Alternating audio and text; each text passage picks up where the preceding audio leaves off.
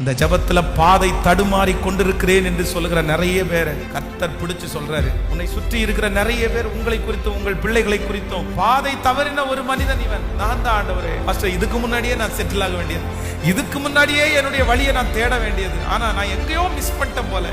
சுற்றி இருக்கிறவங்க நிறைய பேர் இப்படி தப்பா வந்துட்டேன்னு சொல்றாங்க.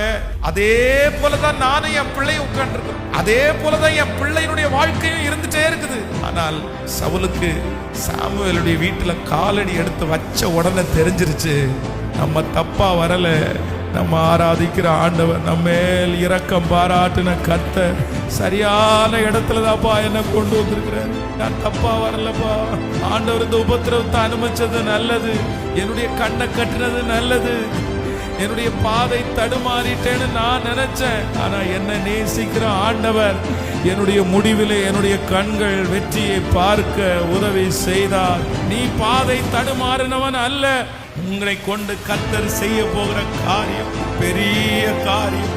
இதுவரையிலும் ஆண்டவர் உன்னை அந்த பாதையில நடத்தினது நல்லது. அதே இடத்துல சவுல் ராஜாவாய் அங்கீகரிக்கப்பட்டான்.